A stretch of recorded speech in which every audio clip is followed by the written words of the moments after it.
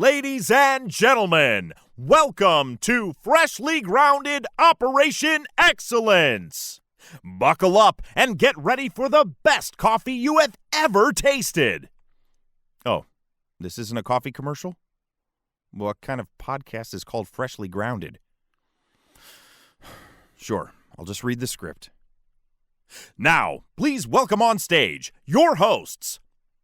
On your left-hand side, he's 6'6". He owns one of the world's leading men's hair salons. It's Big Man Sam. And on your right side, he is 5'7". Oh, 5'8"? He is Podcaster of the Year 2019. Give it up for Faisal Chowdhury.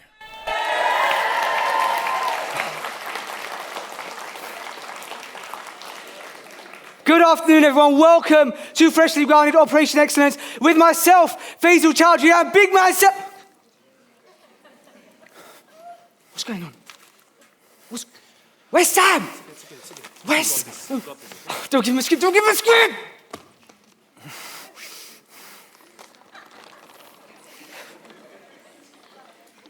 Okay. Welcome, ladies and gentlemen, to Operation Excellence with myself, Faisal Chowdhury, and Big Man Sam. We have a great show planned today, don't we, Sam? Yup. Where is he? We're so excited for tonight, and we've been preparing for this day for months. Come on, man, you got this. This could be your big break, bro.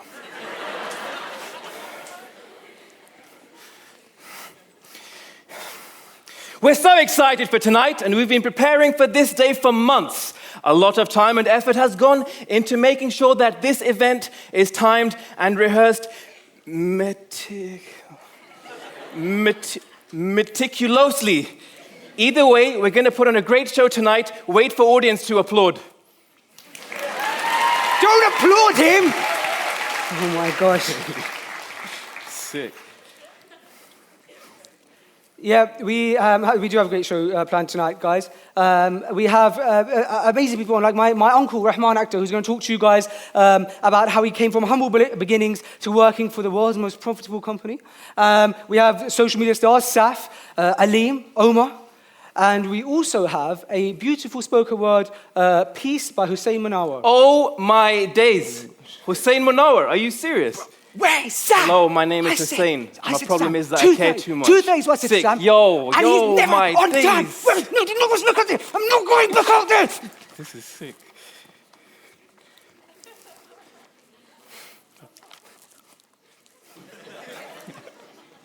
Oh my gosh. Okay.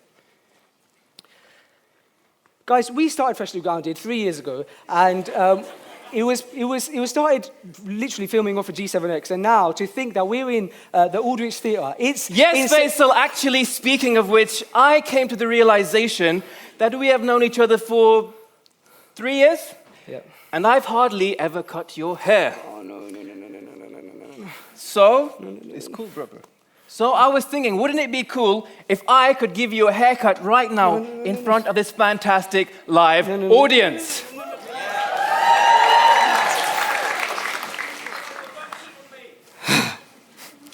Bro, it says here. Bro, it says here. Yes, you need to say that. I know what it says! Bro, sit, have a seat. Chill. All right. Oh. Why are you getting scared? Bro, I ain't used this one before. Yo, fast, listen, bro. I know we're gonna go live soon, but before we go live, I know I look like this is just normal. Play tennis. I just want to know, white or black? I can't decide, bro. It's normally this one, but you know we're live now. Bro. oh, okay. Hey, who's this guy? I am Big Man Sam. Oh my gosh! I can do. Let me get up there, cause you know. Sorry, guys. Sorry. Hold on. I'm your man. Hold on. Sorry, guys. Sorry. I'm your man. Just wait 1 second. Sorry, mate. What's going on? I need to go to the gym. Guys, wait, I'm your man. I'm your man, right? Guys. What do you mean you're a man? I'm your man. I'm your Big Sam. I'm not looking for Sam, I need Well, I Sam. am Sam, bro. What the You heck? ain't Big Sam. You ain't Big Sam. I'm Big Sam! No, I am Big Sam. Bro, you sound like Harry Potter. No, guys. Mamma mia, man. what the hell is this, You're not Big guys? Sam. They want Big I Sam. paid a lot Big of money Sam. for Who the this. I heck is paid this? a lot of This is money my big to see a moment. guy with a shit of paper in his hand and I was with a telling packet you of to say- crisps. I'm trying to say Man, the listen, day. I want my I'm money trying to say- back. Bro, I'm trying to you say is the what? day. Give me back my Give me money. Sam. Take your stage. I want You're my not money Big Sam. back. I'm trying to say Bro, the day. get off Come the on, stage No, you now. shut up now. Stop! Just trying to save the day. I mean, like, really? Like, Bro, I'm Big Man Sam. Bro, get up. what's wrong with him? I'm just trying to, Mum, you know, Mum said you only get one chance in life. You know? Just wanted to give. I'm Big Man Sam. Just shush. I'm your Sam, man. Sam.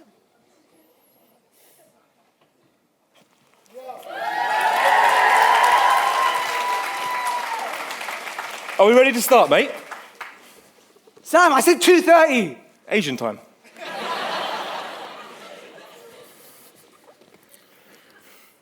Good? Big man Sam. It's not a bit late, bro. Cool, yeah? Alhamdulillah. Whew.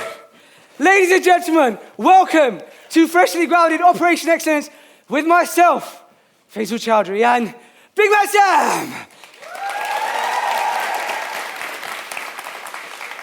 Now listen, before I start, I just want to say we have some really, really special guests today in the crowd. Alhamdulillah, we've got people like Jibril Hanzo, there, I see him straight away. We've got Tayyib. We should have some special people arriving soon upstairs. There we are. And guys, we also have someone very special in the crowd who's special to me. And that is my dad. Dad, where are you? Can I see a hand? There he is. There's my dad. Ladies and gentlemen, my dad. Don't clap yet. I have a story to tell about my dad. Dad, you're going to really be upset with me for telling the story, but I'm going to say it anyway. So this is my first time on stage in front of my dad since I was about 13, maybe 14 years old. Do you remember this story, Dad? Do you remember any of this? Do you remember when I last performed? Here's what happened, guys. I got to the finals of a public speaking competition for my school. I was very excited. I was given a talk called Why Muslims Are Not Terrorists, right? I was very, very excited to give this talk. I had reached the regional finals, and I stood in front of my stage, and my dad was coming to the finals, right? So here I am, stood on the stage, ready to perform. Hundreds of people. My dad's at the back, and all I see is my dad. Me and my dad have locked eyes.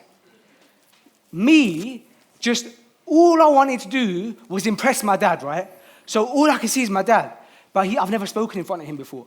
So I got so nervous, guys, that all I could see is my dad. And the beginning of my talk was, I was going to say Bismillahir Rahmanir Rahim, then I was going to translate it and explain that we start everything with mercy and peace. So you still remember this, Dad, yeah? So they say, Faisal Chowdhury, I'm Faisal Chowdhury. I stand forward, stood on the stage and I said, Bismillahir Rahmanir Rahim. In the name of Allah, the most, and then I carried on translating. And then all I could see is my dad, and I just went.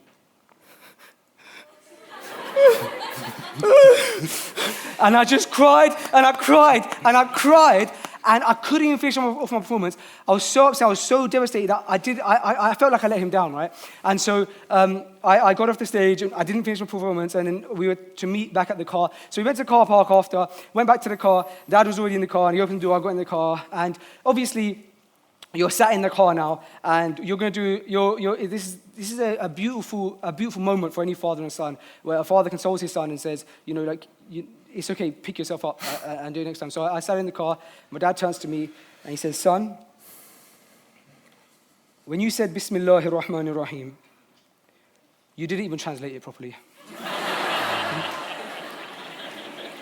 But I love my dad, and I'm so happy that he's here today. It's the first time he's seen me in about 10 years, so I'm going to start by saying, Bismillahir Rahmanir Rahim. In the name of Allah, the Beneficent, the Most Merciful.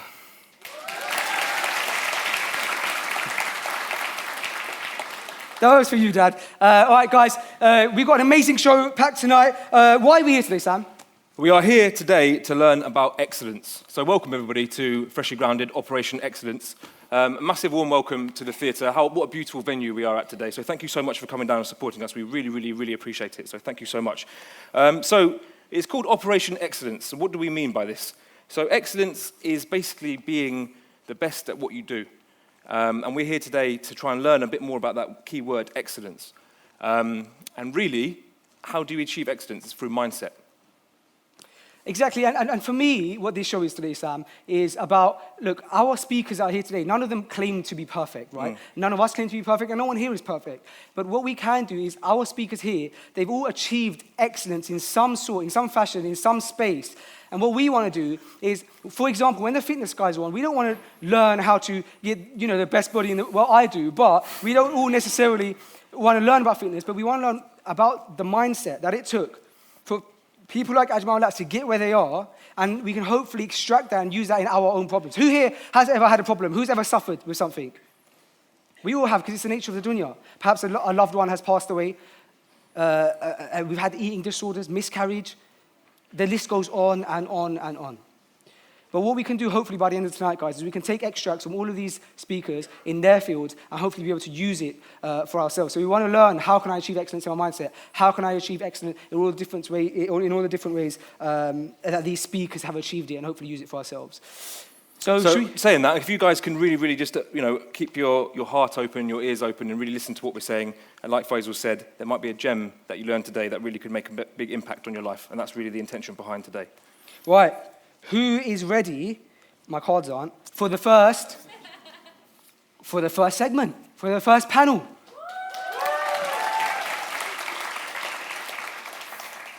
I'm so excited about these guys, and I'm going to start by introducing a duo. And these guys they have achieved excellence in a field where a lot of us want to, and that's in fitness and health. And they have achieved it by being as disciplined as I have ever seen in my life. We have, wait for it, a 2-time world champion natural bodybuilder. We have a guy who has achieved success in fitness so far and wide, who's gone to countries all over the world. He's a member of Team Anthony Joshua. Guys, this is no joke. I am so excited to hear from the brothers at Leonine. Pause there, boss.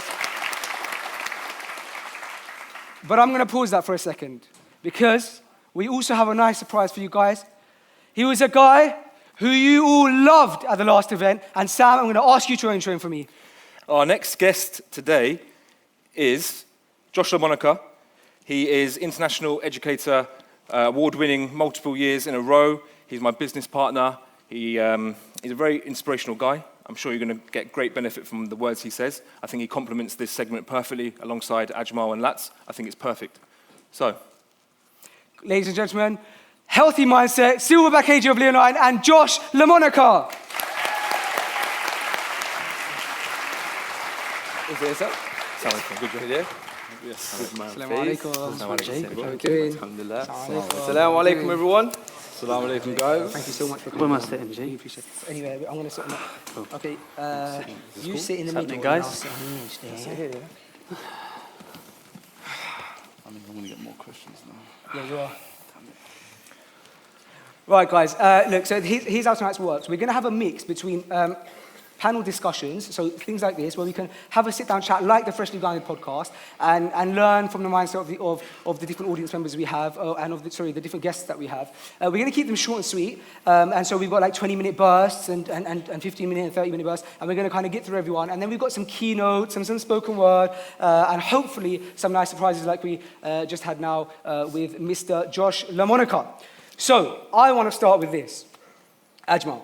Yes. When I first met you, Yep. one of the things that always stuck out to me, I always talk about it when I talk about you, is you're a 2-time world champion bodybuilder. Your mental toughness has to be at a crazy level, and you have to be super disciplined. Why is it that you go so far to even weigh your ketchup when you eat? Now, which is a cool story, but what's the mental discipline behind that, and can you apply that discipline to all kind of walks of your life? I think 100% when it comes to like fitness and any aspects of life, your mental strength is what takes you anywhere. If you have strong mental resilience, that will honestly push you to the depth of any environment Allah can throw you into. So for example, like when it came to like the fitness side of things, it's like, you have to be mentally strong to stay consistent with how much you eat. Like honestly, going to the gym is the easy part, for example, yeah? But it's that mental stability you have to be able to keep going. You ask yourself, why am I doing this? Why do I keep doing this? And the reason is you do it because you want to better yourself. And then even if you take it back to Islamic reasons, it's also important that you look after your body and you really keep it like at its best health-wise state, as well as when you return it back to Allah. Allah's going to question you, like, what did you do with your body? How did you, like, I blessed you with X, Y, and Z. What did you do with that? So this all in line with having a strong mental connection with yourself and spirituality, it really helps you apply it to so many aspects of life. So, yeah, that's about it. I have a question for that. Go on. How do you combat weakness? How do you combat weakness? How do you combat weakness?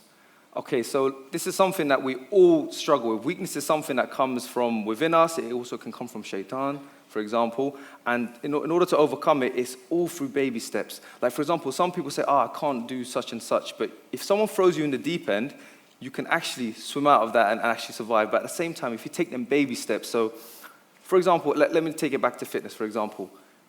Don't just go into the gym and train 5-6 times a week and get all the meals on point. No, just fix one meal. Train once a week. Just try and do that consistently. And slowly, you'll fight that weakness you have in your mind that you can't, be consistent. And inshallah, over time, you'll build that up. And again, on top of that, if you have weakness mentally, honestly, your surrounding really helps. If you've got some strong-minded people around you, if you can't find that, try and look for some good books that can help you mentally, prepare your mind for certain aspects of life. And teamwork is also very important. Yeah. Just one second. Just rather than actually training and doing the fitness, how do you keep yourself sort of motivated to make sure that you've got in the routine now, you've been doing it for so long? How do you make sure that you're consistent with it and you don't slip off? Do you have like any rituals that you do, sort of not exercise-wise, but rituals like sort of with the spiritual? I think for me, honestly, like one of the main things I always try to say is like we're all trying, but I always say to everyone, I kind of try and reiterate on my social media and whatnot, is like no matter what you're going through in life, pray. No matter what you're going through, Allah might throw you in the most crazy scenarios, pray. Because honestly, that gets you through so much adversity. Like, I remember when I was in university and I was studying, I used to get really stressed about exams. I don't know if obviously exam season's over, but I used to get so stressed about uni exams and whatnot. One thing I remember, I had an exam the next day, or I'm about to take the exam. I'd go pray straight away as soon as I give my salams. It's like a big weight would fall off my shoulders. And I'd feel like I'm ready to tackle it. Like, it's nothing for me now. I'm gonna take his head off. Do you see what I'm saying? So I used to just be like, pray.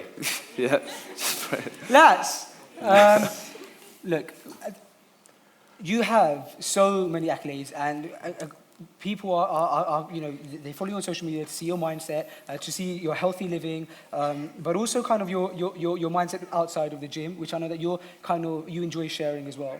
But no doubt, and though this isn't the focus of you as healthy mindset, no doubt that there's a big light shone on you in that people are interested in kind of your relationship with your group of friends that we see you guys with online a lot. And it seems like you guys are like almost like blood brothers, and you're always together and you're always kind of keeping each other strong. In that group is obviously Anthony Joshua, and no doubt we're going to have a lot of people who are going to want us to kind of ask about that kind of relationship.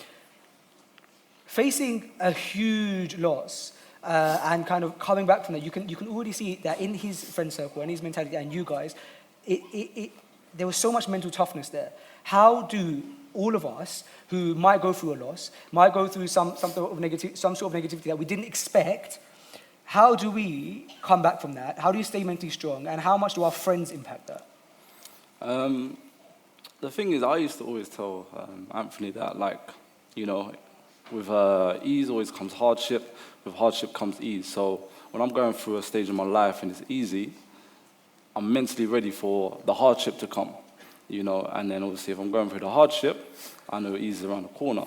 And sometimes I like to be in that stage of going through hardship and knowing that, ease is around the way, rather than being in that stage of having the ease and knowing that the hardship is coming.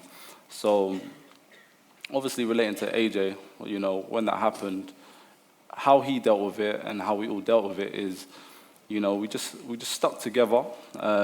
We rode it, like we knew this was going to happen. We prepared ourselves, and you know, like we just, you know, you have to sometimes, you know, there's a lot of negativity out there that, you know, comes with obviously losing and everything.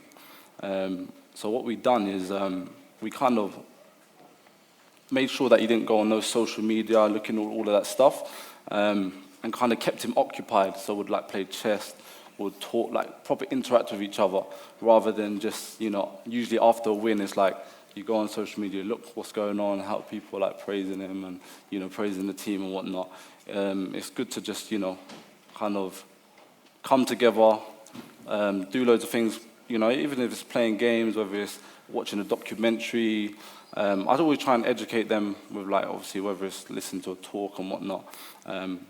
And that's kind of how we overcome things, really. Just keeping it simple and just knowing that ease and hardship is just a part of life. Josh, Lash just spoke about the idea of like keeping off social media to deal with negativity. You're someone who, because of what you do, because of really and truly leading in terms of education for men's hair, you have a huge social media following. How do you deal with negativity, both online and offline? I know you've also, in recent years, gone through a lot of hardship, kind of, personally, when we first met, sadly your father passed away, and kind of, so I was kind of in and around you around that time. We did the episode together. How does someone like yourself, who has hundreds of thousands of people watching you, in times like that, maintain mental strength? You know, it's interesting. Assalamu alaikum, everyone, first and foremost. It's a pleasure to be here. I'm honoured to be back with the guys, Faisal, Sam, and these two here. I can add to that greatly because, yes, I do have a lot of followers on Instagram, but I don't have a lot of friends. And when you talk about friendship, I can break it down very, very simple. You don't need a certain amount of friends, but you need to have friends that you are certain of. And that's exactly, you know, what this man has kept Anthony Joshua occupied with from that negative space. And that is it. That's it in its simplest form. What if someone has friends around them that they're not certain of, or perhaps bring a negativity to their life? How do they perhaps You step away. You step away. It's that simple. Yeah. If you are in a group of 7 people that smoke, drink, you are going to be the 8th person that starts to smoke and drink. That's it. So you need to step away. You need to take responsibility to remove yourself from that group. It doesn't matter what connection you have with them, whether you grew up with them from 2 years old, it doesn't matter. If you're in a group that you know does not give you any positive benefit, it's time to step away. Detach emotionally, start to think intellectually, and move on. Sam, were you going to... Yeah, I was just going to say, welcome, Josh, because we only agreed that you were going to do this only a few hours ago. Yeah. Just to let everyone know, Josh is only. Josh was supposed to be. He's been away for what, 6 countries in 6 days. 6 countries, 6 days. Just got back. 6 countries in 6 days. This morning. This morning you got back. And you're supposed to be away still, but it got cancelled. So you text me saying, "Bro, do you want me to come and do the thing?" I was like, "You've just been away for 6 days in 6 different countries." I totally forgot it was today. Yeah. I was just surprised that you texted me. Yeah. You just got back. Sam, do you want me to come and do that freshly grounded thing? I got back early from my 6 days, 6 countries. So thank you for coming, bro. Yeah, pleasure. I really, really appreciate it. So just give a little brief introduction of yourself and what it is that you do. With regards, obviously, I'm mentioning travelling. For anyone who doesn't know who you are, just give a little brief introduction of what you do. Sure. So I'm co-owner of Menspire Salon with Sam, and I veered off into education because I love to teach. I love to pass on knowledge. I love to pass on information. And, you know, eventually I had been blessed to have the attraction from people that love and enjoy my work, my teaching, and that has fortunately allowed me to travel around the world, you know, delivering the knowledge that I have, the passion that I have, and, you know, I literally travel from week to week, country to country, delivering classes, you know, and that's all under the Menspire name. On average, how many countries would you visit a year? Last year I'd done 21 countries, 35 cities, 42 events in 52 weeks. That was last year. That was last year. The year before, I don't know. More so, was there? It was probably about the same, to be honest, and I don't even know how many this year. My point being, obviously, there's, I imagine, a lot of sacrifice alongside all that travelling. Yeah, 100%. How do you keep yourself motivated and going so strong? Do you know what? You know, coming back to yourself there about praying, Yeah. you know, really, before I get on the flight, I need to pray.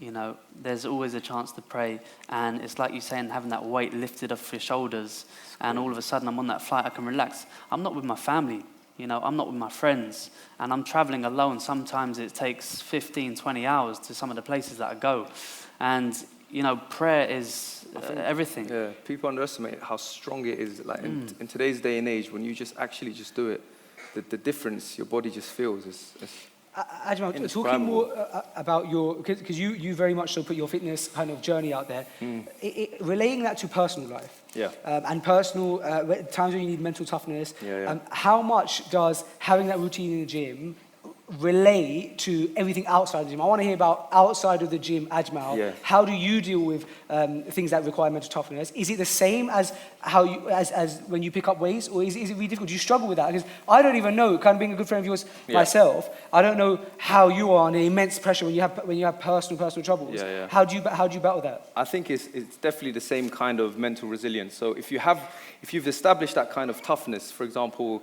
in the area that's your expertise, you can apply it into any aspects of your life, because again, it's all mental strength. So for example, say I'm having issues with family, or maybe you might have financial issues. That same mindset that you try and discipline yourself in the gym is the same mindset that you can use when you're outside of the gym. So, you know, you just look for the best. You don't try and... I'm an optimist. I always try and think for the best. Sometimes I think too good, and that's how I'm always been like that. I never try to think negative. So if you stay positive and you always think of better days, that gives you that hope, and you just look forward to things that are going to go better. It's like what Lats was just saying earlier. It's like, better days are always around the corner. And Allah says, like, He will never test the soul beyond what it can bear. That statement is like, if that doesn't hit you, if that doesn't pierce you, or if that doesn't give you that mental strength that you need, I don't think anything else will, because these are words of Allah. So He will not burden your body, your soul, beyond what you can bear. So just take that in for a second and just think how deep that is. So subhanAllah, you could have deaths in your family, you can lose limbs, you name it. So if you know that He knows that you're strong enough to get through this, because if He knew you weren't strong enough, He would not put you through that test. Simple as that. So just knowing that, wallahi, that's the strength I need. Like, no matter what befalls upon me, that's what gives me the toughness. Let's, before we wrap up here, we've been talking about mental toughness. You are always serene, always relaxed, always laid back. Does that ever change? And how are you able to kind of deal with things that go on in your life? And do you ever require to get that kind of like, do you ever slip up and get that anger out? How to work? Are you constantly relaxed? First of all, I always try and have a drive of being, having gratitude, you know, so always being grateful for what I have. I don't like moaning, because I feel like, you know, we can all moan about something. If you remember our like parents used to moan about fuel, how much it was in like the 90s, it was 90p round, look how much it is. So if you moan, I believe that God will give you more to moan about. So I try and, you know, be grateful for every situation I get put in, whether it's, you know, difficult or not, because it can always be worse, you know. You get people lose their arm, then they've got another arm. You've got to be grateful. Nowadays, you've got plastic arms, so there's always something to be, you know, grateful for. So I just try and, you know, just have gratitude, man. It keeps me going, you know. Every day is a blessing to wake up, you know, to be able, you know, just to have good people around you, just have your family. You just have to count it. You know, they say, like, I think there was a study about, like, people who, they basically looked at everything they got and they was, like, grateful for it. And it actually helps you with depression. So if you're going through depression, just start counting your blessings. Josh, on that note, before we wrap up the segment, we are here right now in a room full of around 1,000 people. And statistics tell us that there are around at least 3 people in a room this size who are contemplating suicide. And that's the reality of the situation where we're all together, and this is the reality of depression that Lats was just talking about. How do you use gratefulness, how do you use mental toughness to make sure that you stay away from such an extreme kind of emotion? Yeah, good question. I'm extremely patient, just like Lats himself, and Sam can, definitely count for me for that. And I think it's right, listen, Allah says in the Quran himself, if you are grateful, I shall increase you. And myself and Sam, we used to, in our very, very first shop back in 2014, we used to close the shop just to go up the road to pray and come back. And I've done so ever since. And now we have 8 salons. If that's not something to believe. 8 salons, guys.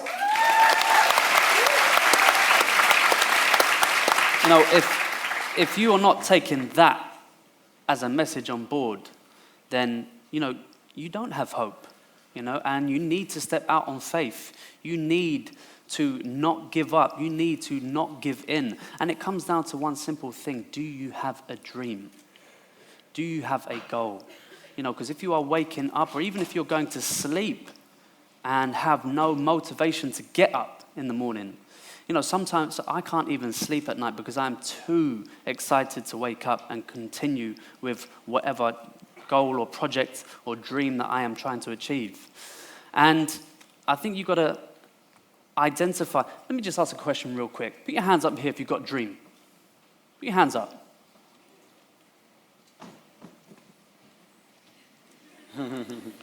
Okay. I was erected. That's pretty much all of us in this room. But I've got a question for you. Are you able to identify the source of your dream? Think about that clearly. Are you able to identify the source of your dream? Because most of us inherit dreams.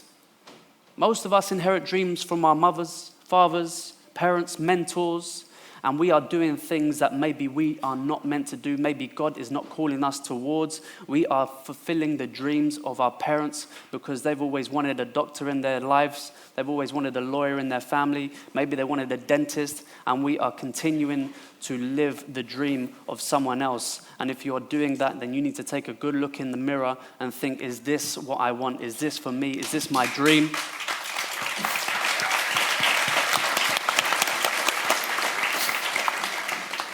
Because let me tell you something, if that is you, if you are sitting in this audience today and that is you, you are living to please your parents and not to please Allah, you will be locked in the thought and opinion of someone else. You will be chained to someone's ideas, someone else's dreams, and you will not be able to look in the mirror and say, this is my dream. You will be saying, this is a nightmare.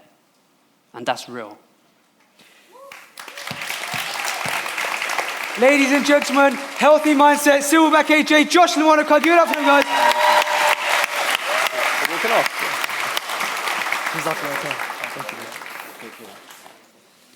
Thank you, brother. Nice one. Nice one, brother. Okay, so our next segment is some entertainment for you. Isn't it? That's what it says here. Introduce some entertainment. You booked someone, didn't you? Bro, you know what it is? We've got Hussein on the second half of the show. That's what we're going to do now. But do we have any entertainers in the crowd? Maybe Anyone? someone who can do a performance for us, because we need to film. We need to get about 10 minutes in. Anyone? 10 minutes. Anyone? We got people down. Yeah, we got some entertainers down here. Bilal! Hang on a minute. Muslim Bilal! Hold on a second. Hold on, we got Muslim Bilal in the audience. Can someone give him a mic and turn him up? Can we turn up Bilal? Bilal, hold on a second. Listen, bro. Bro, not today. Bro, I'm a guest. Come on, allow me, 10 minutes, please. bro, please. 10 minutes. Bilal, listen, yeah, I know you don't want to do it, but I think we haven't got any entertainment in this section, Bro. and I think the people want to hear you. Bro. Come on! Come on, bro. You can't do that. No. Oh, Bilal. I ain't even prepared nothing. Bro, if you I ain't haven't... even prepared nothing. Listen, if you haven't prepared nothing, don't worry, listen. We'll take you old school. I said, it's Don't. cold outside, I need a coat on. My mama looked in my eyes, she told me, hold on. She said, there's danger down the road that I walk on. Bro. And those who walk to the river, now they walk on. Spies. Baby, relax. Get up here. Please. You remember the last show? Will you do it for us, Bilal? Do that again. It's what? I said, there's danger down the road that I walk on. Are you seeing Those this? walked on it before, Are you now seeing they this? walk on. They said, there's danger down the road that I walk on. All right. I'll do it. What do you want me to do? Bro, I'm saying, bro, let's take it old school.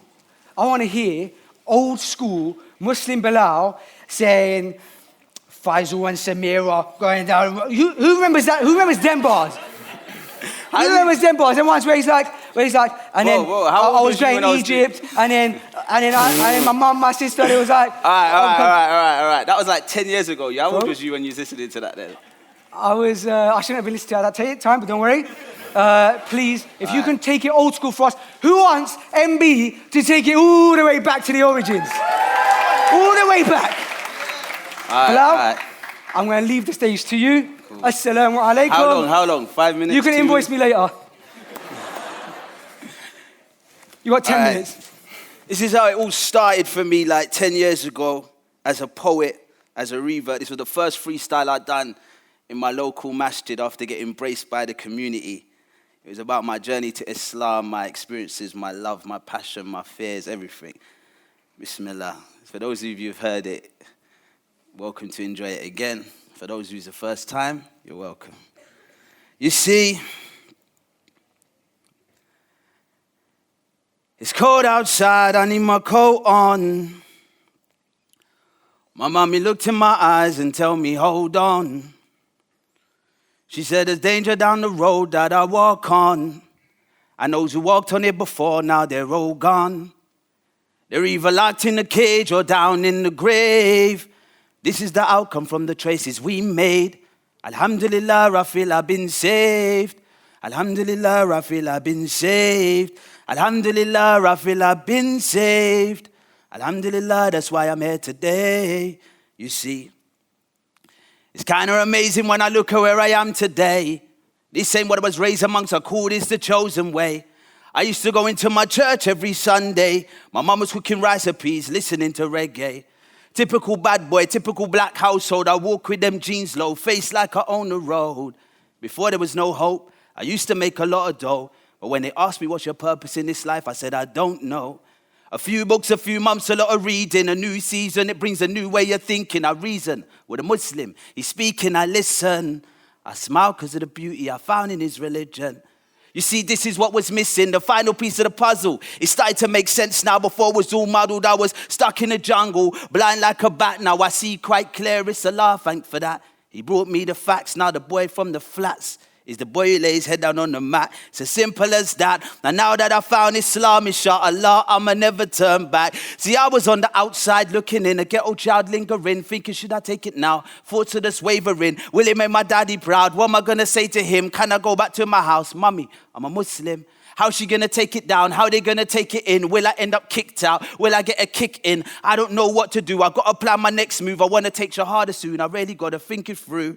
You see, what's right for me, I have to do. I live for me and not for you. I don't believe that is true. The things I see in the news, it's my choice, I'ma choose. I ain't got nothing to lose. This is the religion of truth. I read the books, found the proof. Ismail came to me, sat me down and said to me, what's your purpose in life? It just was like a game to me. I would think occasionally, Ismail is right. I need to fix up my life tonight, could be my last night. So just before the summer year 2002, mine's already had a wonder. It's time to make a move. I made my way down to the studio where I link up with my crew, sitting on a single chair, running my fingers through my hair. I said, yo, it's Shafil. Is your older brother here? Thankfully, he says, yeah, Ismail's downstairs. He'll be up in a minute. He's having a word with his mother. When he comes up, I tell him, bro, I think I want to take my Shahada. He looks at me, smiles, he stands up, receive a hug. He said, I see you as a friend, and I look you like a bruv. Now I can feel the love, no longer feeling lost. He said, take off this cross, let's take a drive to New Cross. That's where I met my Uncle Yasser and his brothers from all over. He said, it's time to leave that ghetto life way over your shoulder. I said, La ilaha illallah, Muhammadur Rasulullah. There's no true God except Allah. Muhammad is his messenger. I ain't going church no more. I'm going Jummah. Friday, Streatham Mosque, Mumtaz and the Khutbah. I wanted to get the front row. I had to get there early. He read the prayer in Arabic. I understood it barely. I really got to learn quick. Got myself a teacher. Then I went to Egypt to learn the language better. Feeling all emotional. Let me write my mum a letter. In Egypt feeling lonely. Wanted to find myself a lover. I tried to get married. I suffered a bit of racism. He said, nah, she couldn't be with me because my parents were Jamaican. I said, hey, I still pray. I fast in Ramadan. He said, no daughter of mine will be marrying this black man. I said, okay, cool. I'm going to make a prayer for you. And you know what, brother? Just make dua for me too. I'm just happy I'm a Muslim. I came from the streets to Islam, the ghetto. When I see my brother give a palm, embrace with a hug and greet me with salam. Salaam alaikum. I'm a Muslim. I came from the streets to Islam, the ghetto. When I see my brother give a palm, embrace with a hug and greet with salam. Salaam alaikum. And my mum, she always tried the best to make sure her son was focused. Mum always had a smile no matter how slow I progress. Mum would always say, you see, my son, he's the best. And Mum never let me forget, this life is just a test. But I was raised in Christianity. I used to go to church. Mum would drop me off to school. Then she'd rush off to work. Mum saw her son change when I turned 19, but she still loved me the same when I converted to this deen. She started asking questions. Son, why are you doing that? I say, Mum, just sit with me, watch a DVD of Ahmed Deedat. And slowly but surely, Mum will recognize the truth and appreciate the change that I made since my youth. She knew I was flying away. She wanted to spend the day together. This is our moment. We went to the mosque together. It was enough to make me smile. Look at my mum with her hair cover. And then she broke the news. She wanted to take her shahada. I said, Allahu Akbar. And now I'm like, mother, when I die, don't cry. Pray for me at my janazah. Why? I believe in a life that goes on beyond the sky. I'm trying to get there while I'm here still alive. And yeah, I'm surprised. I didn't think that I would be able to lead the things that I've done before, but now they see me in the street, they say, Bilal, how's it going? I reply, Alhamdulillah, it's going fine. The grass is greener on the other side. These women are more cleaner and these men are more polite. I love my new family. I love my new life. See, now I can smile even if I die tonight. But if I die tonight, tell my mother, don't cry. Pray for me at my janazah. Why? I believe in a life that goes on beyond the sky. I'm trying to get there while I'm here still alive. They ask me my religion. I tell them I'm a Muslim. But am I a Muslim in Allah's eyes? Will I get to join the party of victory, and celebrate that victory in paradise?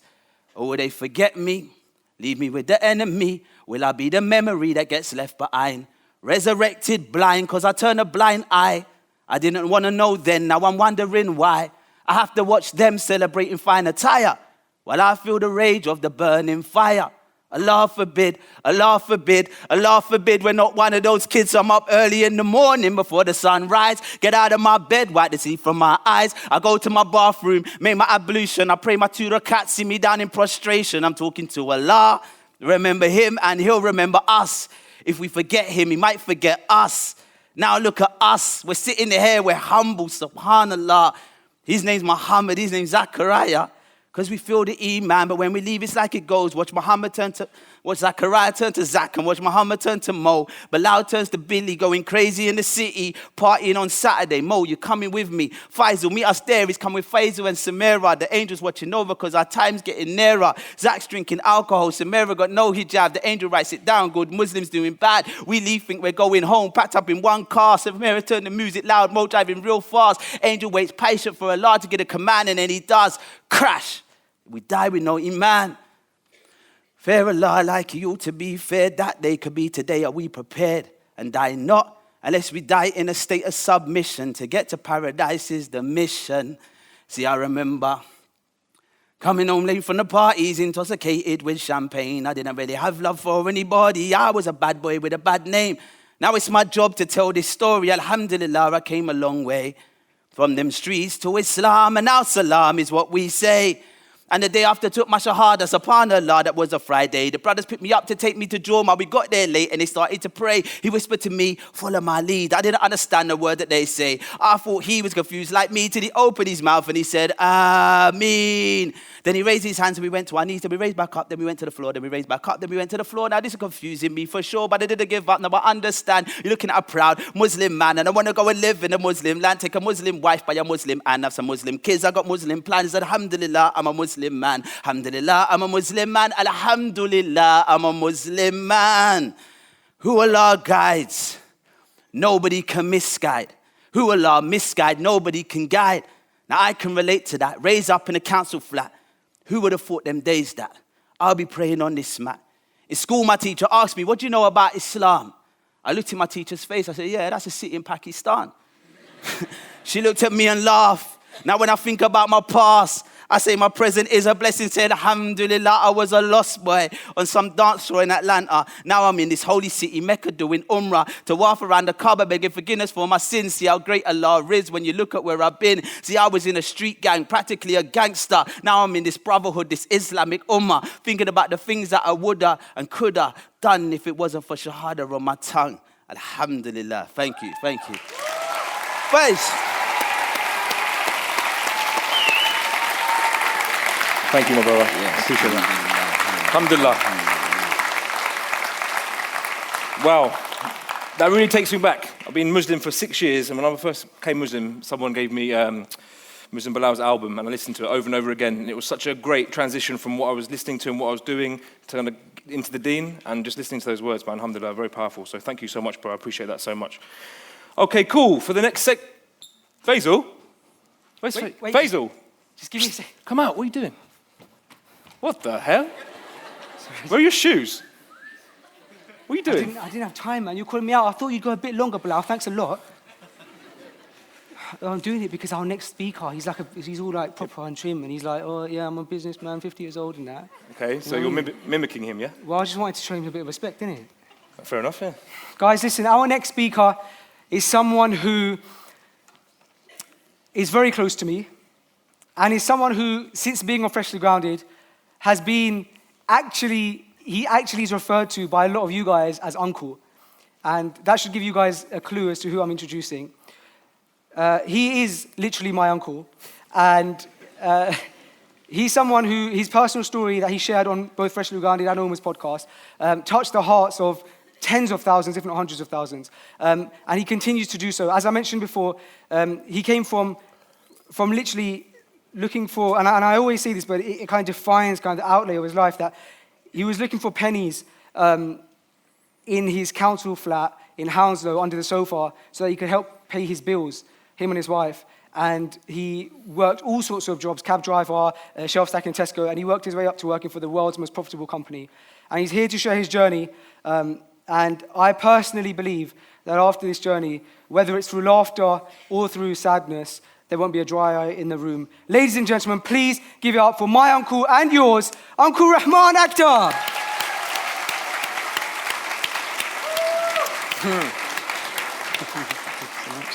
How are you doing? You're going to good? smash it, yeah. Thank you. A lovely introduction. I'll pay you later.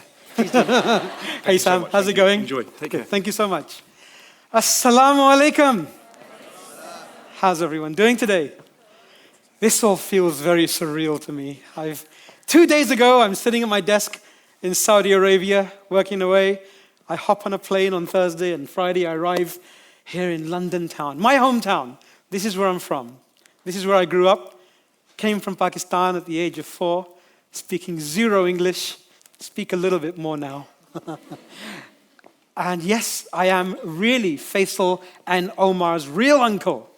Their mom is my sister. And what a lovely feeling it is, suddenly having all these adopted new nephews and nieces amongst me. Do I have to give you all Eid now, Eid? That's what's worrying me, bruv. But inshallah, I do really feel honored and privileged. I want to thank Faisal and the Freshly Grounded crew and all the sponsors today for giving me this wonderful platform to be able to speak to you guys and girls. And hopefully, if I can just touch a few hearts in this audience today, to think about things in a slightly different way, I will be a happy man, and the airfare will have been worth it to come here. So, gosh, where do I start? It's been an incredible journey. Has been a really incredible journey to be here today. It's been an emotional one, and Faisal's given you a little bit of an intro from where the start was. I want to start by saying that I'm a very, very ordinary person, okay? I want to state that from the start. I'm nothing special. Alhamdulillah, I'm an ordinary person who's been given the opportunity by Allah to live an extraordinary life. And I'll do a quick presentation to you today, talking about what I've done and what my decision points were, how I made those decisions. And I hope that you get the feeling that life is a bit simpler than we all make it. I see a lot of young kids at the moment stressed out about life, stressed out about their careers, stressed about finding the right partner in life. Who am I going to marry? Are they going to be the right person for me? How am I going to get ahead in my career? How am I going to become this real millionaire with a big house and fancy cars?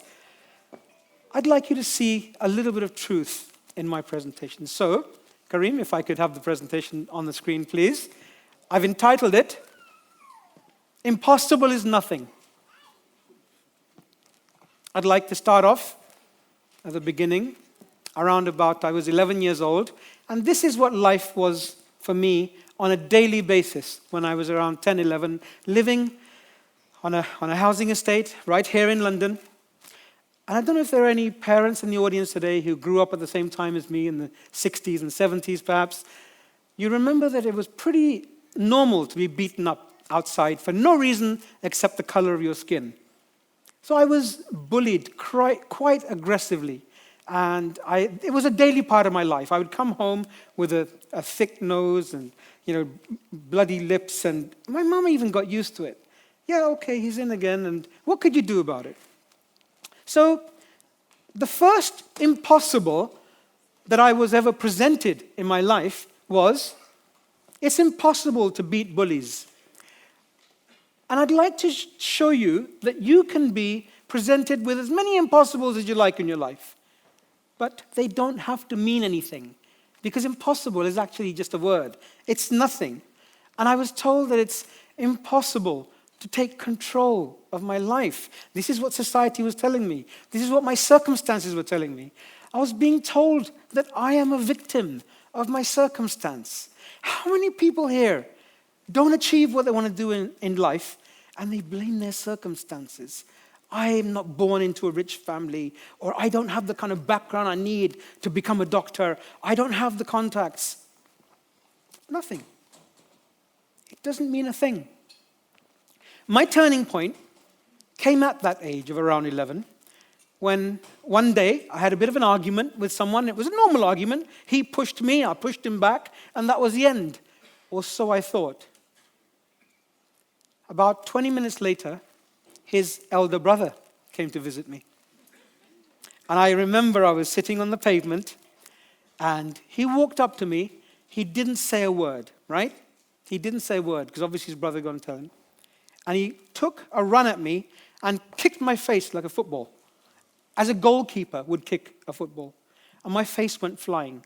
I was 11, he was about 18, 19, right? With his Dr. Martin boots, if you remember those, with the steel toe caps. And then he proceeded to kick me again in the face, and again, until I was unconscious. And I ended up in hospital. I remember lying there and Mom just being so upset that she could hardly recognize me. And something happened in that moment to me. Something clicked inside of me. I said, I'm not going to do this anymore. I'm not going to play the victim anymore in my life. I needed a weapon to fight back. I was too little to fight back with anything like a hockey stick or a bat. So I chose this. I chose a microphone. There was a local talent contest happening, and I could tell a good joke in those days as well. So I thought, I'm going to go up and do some stand-up comedy, right? So I did it in front of 300 people, and it's rather like an audience here, 300 people out there.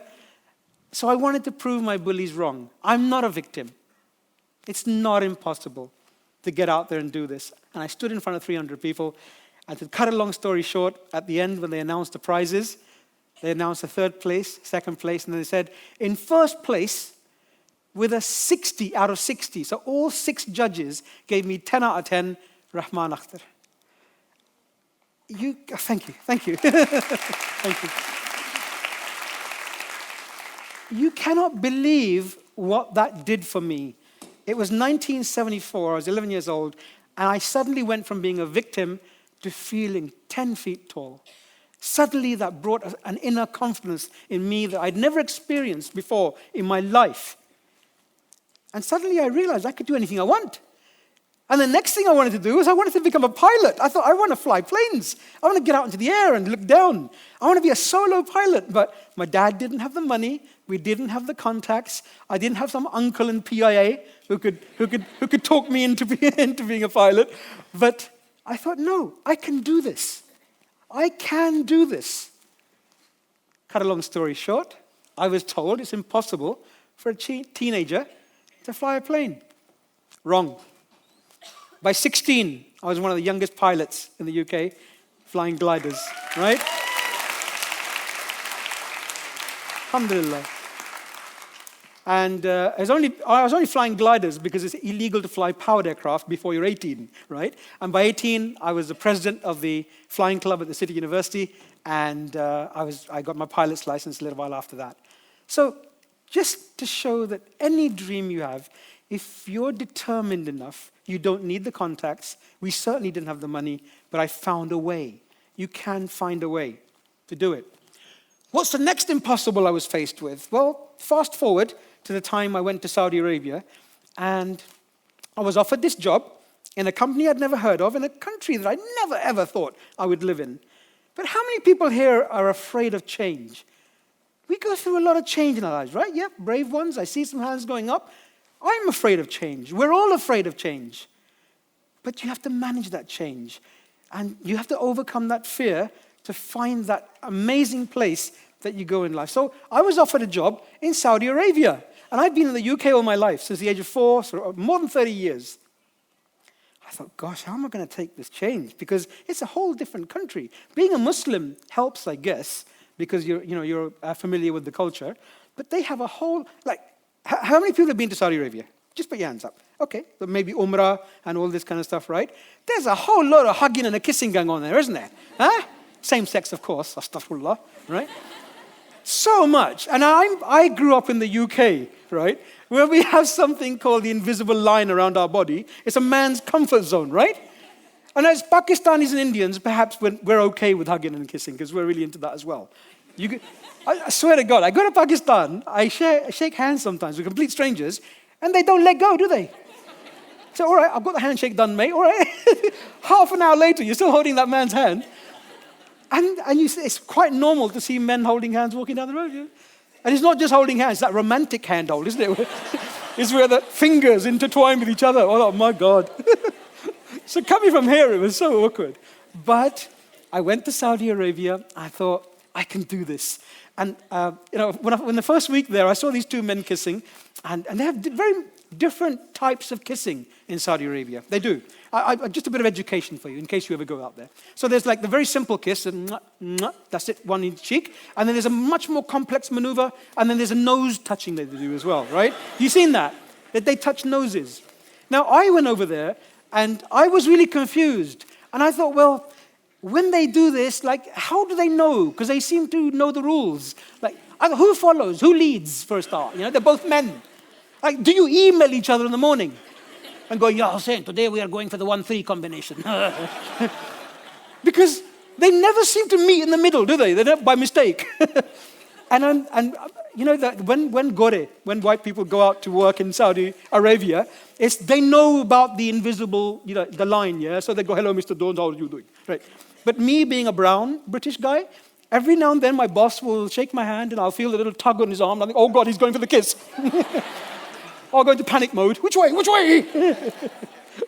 But look, I'm an engineer. So I like to come out with not just problems, but solutions. So I've been thinking about this big time, and I think I've come up with a solution to the Saudi kissing problem.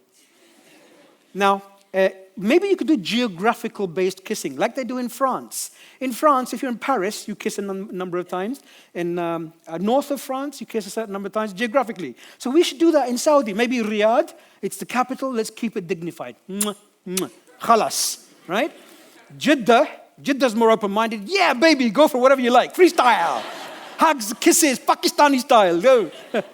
And maybe in the eastern province, where I live in Dhahran, maybe you can just stick to the nose touching. That would be cute, right?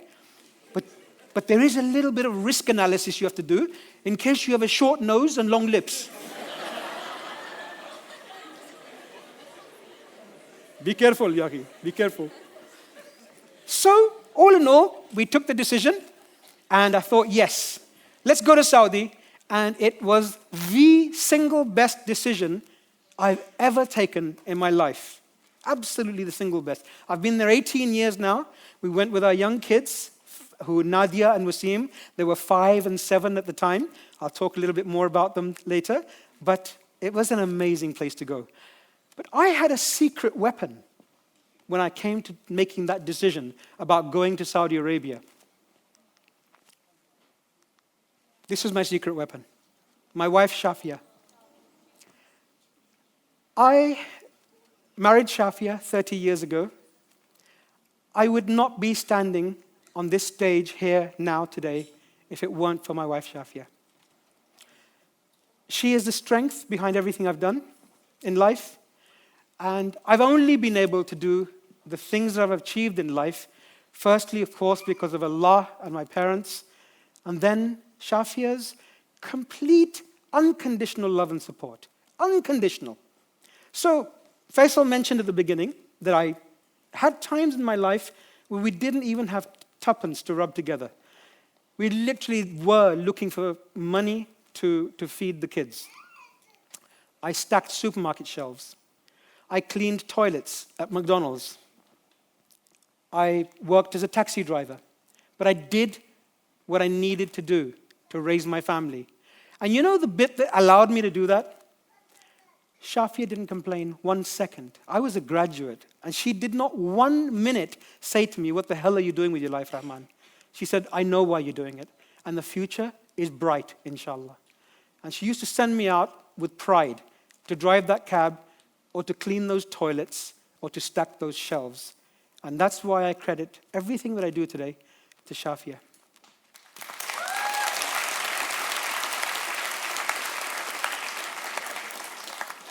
What's the next one?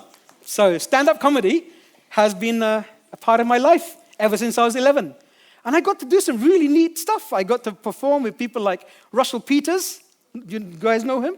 Somebody gonna get hurt real bad. Yeah, that's right. So Russell and I have done a few shows together. I've opened for Omid Jalili, and I've done shows on the BBC, and it just has been a part of my life. Whatever else I've been doing, I've also been doing stand-up comedy. And I've had the pleasure of traveling around the world doing comedy. It's always been like a part of me. And I use humor in my presentations, and even the work I do for Saudi Aramco, I'm known for audience engagement, and I do that through humor. So I was told this impossible when I got there. And the first guy I remember, he said to me, "Yaqi, I heard you are a very funny guy, but there are some things in Saudi Arabia we do not talk about." I said, "Okay, I'm new here, so would you like tell me what I can't talk about on stage?" Sex, drugs, politics, rock and roll, music, gender jokes, male, female, royal family. But everything else is no problem. Okay, right? But I managed to prove them wrong. We set up a show called Rahman and Friends Comedy Show, but here's what we did. We made it halal. Right? Okay. I realized that the only way that you could do it, now comedy has really taken off big time, and we were the pioneers of comedy around about 11, 12 years ago. But what we realized is that it's very easy to make people laugh by using crudity and naughty words and swear words. I said to my comedians one thing. I brought them in. We had this show, about 8 comedians in the show. I want you to imagine your mother is sitting in the audience and your brother is sitting next to her. I don't want either of them to feel uncomfortable. That's it. That's your editing. And we got a brand called Rahman and Friends, all right? And it became one of the biggest selling shows in the Gulf. And we were sold as a product. This is one of the first shows we did. And it went on to do great things. And we had expats who came to our shows. This is the line going into one of our shows. And the Saudi people came and really enjoyed it. These are our chief sponsors. There's a bank that sponsored our show. But it was, alhamdulillah, it's on YouTube. So if you type in Rahman and Friends on YouTube, you'll find lots of shows there. Don't do it now. Listen to me. Right? But we had an absolutely amazing, amazing time. And as I said, we gave Saudi Arabia a little bit of a better press because Saudi Arabia doesn't enjoy good marketing. Average person you talk to in maybe America or the UK, they just think that all the women are oppressed and the men are terrorists. Is that right? Me, having lived over there for almost 2 decades, I know the opposite is true. Stick with me, come on. So we had amazing shows there, and it really allowed us to get out there and to show Saudi in very light. We had the first DVD of comedy, but we applied that main principle, that it's a family show in a family environment. We did mixed audiences, so we had expats, locals, people from all around the Gulf as well, and it was a very successful product, alhamdulillah. Funnily enough, I gave up full-time comedy a little while ago to focus more on the family a few years ago, but I still get asked to do various shows where people won't take no for an answer. That leads me to 2017, one of the happiest years of our lives for me and Shafia and the kids. You remember little Nadia and little Wasim, who were our kids when we went to Saudi? Well, they both got married in 2017. Right? So they both found wonderful partners. Nadia found a lovely guy called Azhar, and Wasim is married to a beautiful girl called Arwa. And Nadia just made me a grandfather a few months ago. So life is going on, right? Life goes on. So that was an amazing year for us. Both our kids got married in those years. We have a young son called Haroon as well, who keeps me nice and young. He's 13, and he's just moved to UK to study here now. So he's moved from Saudi. And then, after 2017, I'm afraid the lights went off in our lives. Wasim got married in December 2017. And we were all there in Pakistan for the wedding in Rawalpindi. Shafia started feeling ill. And it got so bad during the weddings. She obviously attended the weddings, but by the walima, it got to the point where she'd become so weak that she couldn't even walk. And this was the time of our son's wedding. I took the decision on the 31st of December 2017 that Shafia, you can't go to the walima, neither can I. I need you to go to hospital. I need you to be looked after. She argued and said, no, there's just only one event left. I want to go. I said, no, I care more about you than I do the walima. We've had the weddings, we've had the nikah, everything's done. So we had this incredible situation back home that everyone left home for my son's walima. We were left alone, Shafi and I. And we called an ambulance, which was going to take her to Lahore. The ambulance driver came in, and he was going to put her on the stretcher. She said, no, Rahman, I don't want him to touch me. I want you to put me on the stretcher. So there I was.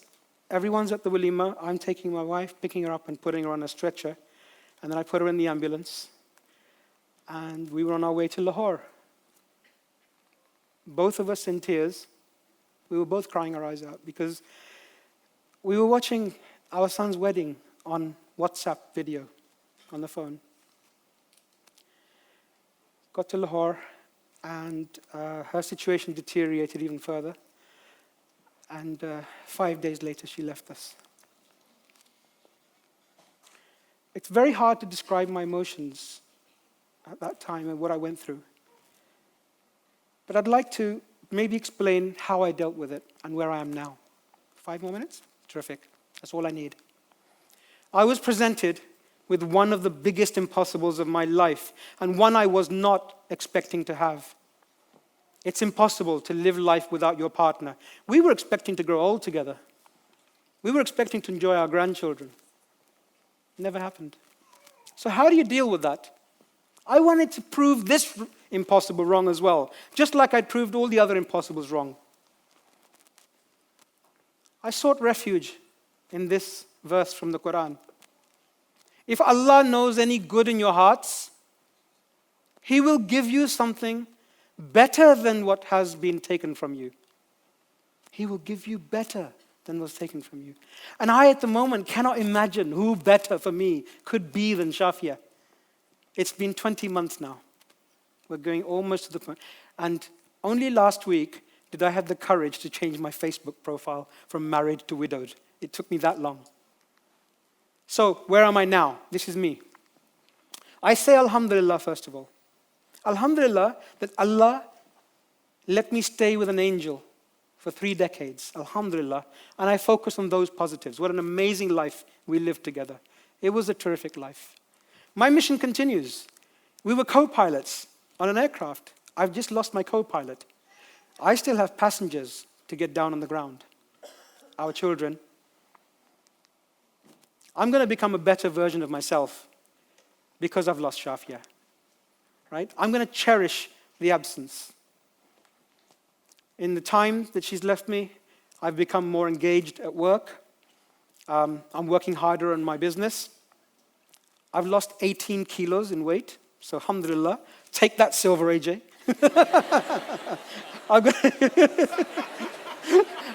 I've got a six-pack just fighting to get out. But I'm becoming a better version of myself because I owe it. I owe it to Shafia, first of all. Because if she could see me and I was sitting there depressed with looking at my feet, she'd be the first to be angry. So I have a responsibility to my late wife to be happy, and then to my children. We lived our lives by making happy memories, and now it's my responsibility to make happy memories with my children, my family, and everyone. All right? And I have one last surprise for you before I leave you. Do you remember that time in December 1974 when I won that talent contest? And on those days, we didn't have phones and no photographers or anything like that. I would have loved to show you a photo of that time. Well, someone reached out to me on Facebook the other day, said, "Are you that Rahman Akhtar who won that comedy show back in 74? I said, "Yeah, who are you?" She said, "I came second." And she swore at me. And she said, "Do you still have that photo that you had?" And I said, "What photo?" She goes, "Well, the newspaper photographer, he gave a photo to all the winners." I said, "I didn't get one." She goes, "What? You mean this one?" And it was like seeing a ghost. This is me with the false nose and the little glasses and my dad's namaz cap on, right? And the cap. But that was the day that sometimes I say, well, that's the day my life changed. But then wait, it's not the day my life changed. It's the day I changed my life. I changed it by taking an action. And that action, that one action when I was 11, brought this whole life for me. So ladies and gentlemen, boys and girls, my nephews and nieces, it's taking action that works, and not being afraid of taking action, and marrying the right person. That's a beautiful, beautiful thing you should do. I know some of you, it might be too late, all right, sorry. But marrying the right person, all right? So my journey is going to continue, right? I guess, inshallah, about 2/3 of my way through life. I'm 4 years from retirement, but I am going to continue living life to the max in honor of my wife. In the audience today is my mother, and she's here. Hi, Mom, wherever you are. And lots of, obviously, nephews and nieces. Well, now hundreds of nephews and nieces. And I have my daughter here today. Here you go. She's waving up there. And she had to sit in the box because she has my grandson with her. So can you just wave, Yusuf? There you go. So that is the grandson that Shafia... It's a grandson that Shafia never got to see, but I'm going to fulfill one ambition. One main ambition in my life now is to attend Yusuf's wedding. I'm going to attend your wedding, beta. I am going to be there, inshallah. Thank you so much.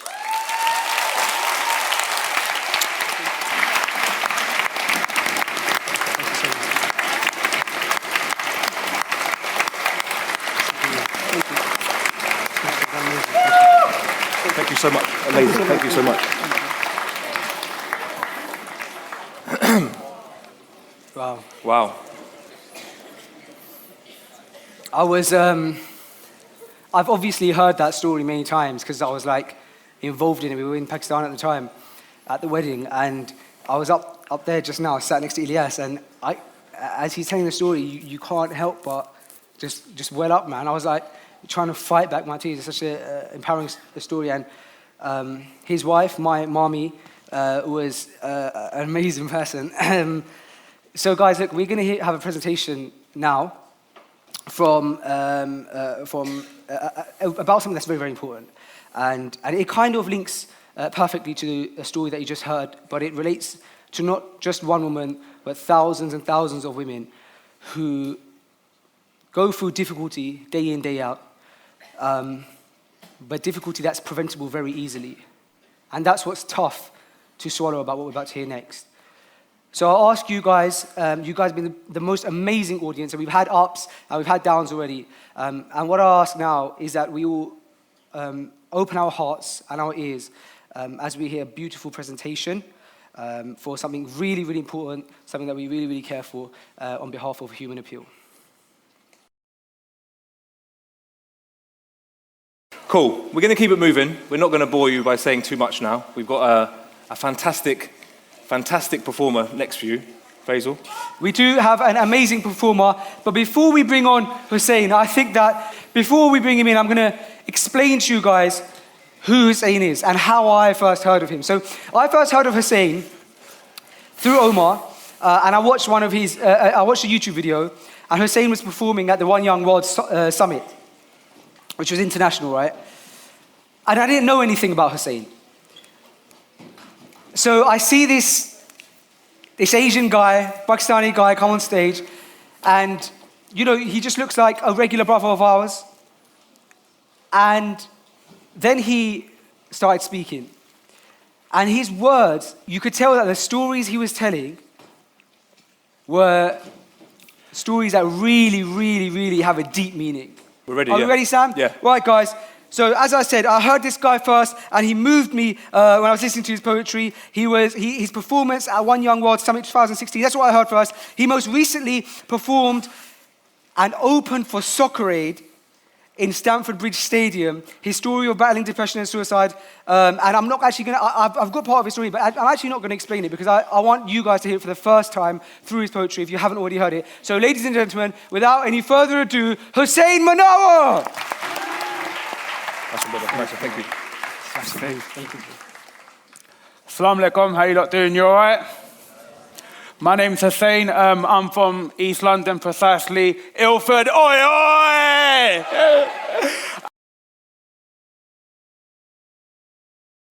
Thank you very much. Bro, don't just leave. Take it in, bro. You know what? No, one other thing I just have to say here. Like I said earlier, it is very difficult growing up in London, in a city that is watched consistently by the whole world and being Muslim. But because of people like Sam, because of people like Faisal, because of people like Omar, things like this exist. We have to keep supporting them. So please give them so much love. Because this is about y'all. Love them.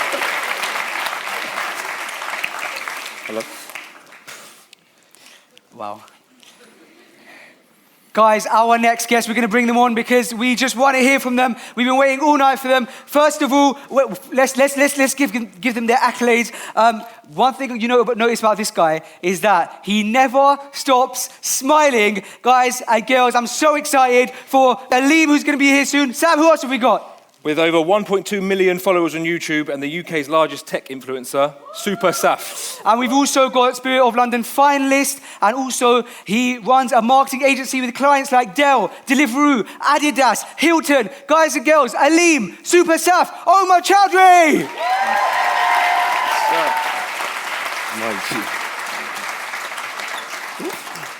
That's what you said. Hey. Wow, here we are. Welcome. I'm the only one without shades, but... We discussed this, man. I know we did discuss this. I thought I'd find something in 5 minutes. I'm the only one not wearing all black. I've got green on here, so I'm ruining. Yeah, that's true. I'm off brand here. Thank you guys so much for taking part in Freshly Grounded. Those of you guys, I was about to say those of you guys listening because I'm so used to saying that on the podcast. Those of you guys watching, these guys, all three of them, Omar, as you guys know, is my older brother, but he continues to support us in everything that we do. And Saf and Aleem, Saf we only met a few short months ago, and he just has shown so much love to us. And likewise, Aleem, we've literally met once. And like I said, you will not see this guy stop smiling. And Aleem said something to me when we first met, and you're not going to remember having said it, and you said that, I said to you, Aleem, wow, like, you don't stop smiling. You're you're a really nice guy. and you said, and then I thought, oh my God, it's so offensive because I've said it as if I'm shocked that he's a nice guy. And he said, you know what? People come up to me a lot and they're shocked that I'm a nice guy, and and you're like, and you said I love it. Like I love like being able to like interact with people and prove them wrong. And I think that's what we like to do at Freshly Grounded. We like to prove people wrong and say, look, we are young Muslims. We want to be successful in this life and the next, and our faith does not hold us back, but it sets us free. So, and I think that everyone here has achieved excellence in some sort of way, which speaks for that. Oh, thank you, man. Well, I appreciate that. you. No worries. Well, I think when I answer that question of, or should I say, when you made that comment as why are you always smiling? You're actually a nice guy. I think the problem isn't so much with me. The problem is with them. It's because if I really judge somebody without having to have ever met them before, and then they end up becoming a nice person, like you're only going to lose out if you already have a kind of a perspective of them, because you won't really connect or won't bond with them already. You've already got an opinion on them. But you'll surprisingly find that a lot of people that you think are like you don't like are actually nice people, but you just don't understand them. I agree, and that, one of the key things that we want to discuss here with all of you guys is, no doubt all of you guys have very large social media followings, and Omar, you run many brands as well as that, who have hundreds of thousands of followers, and your business is trusted by huge brands like Hilton and Deliveroo and more. So you guys and your work gets seen by literally millions of people.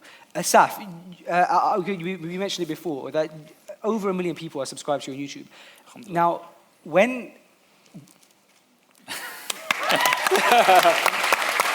Thank you. But when you have that many eyes on you, and this is what I wanted to grab from you guys today, for our audience, for ourselves, is that mindset of dealing with the negative. Because you have that many eyes on you, no doubt that there's going to be a lot of negative in there. And you guys probably have to deal with a lot more negative than we have to deal with, because perhaps we have one or two negative people in our life, but how do we deal with those people and carry on going? What's your strategy when you see negative comments, when you see negative people, or you meet negative people? So I'm going to tell you two things. I'm going to tell you what I try to do, and I'm going to tell you what I actually end up doing most of the time. But I always try to follow the example of our Prophet ﷺ, where it's try to fight negativity with positivity. If somebody comes at you with something negative, right, if you're positive towards them, immediately they're going to back down, right? So somebody might say something negative to you, and if you respond to them nicely with good manners, they're immediately going to be like, oh, actually, you know what, I came in too harsh, and they'll apologize straight away. So that's what I try to do, but sometimes that's quite difficult online.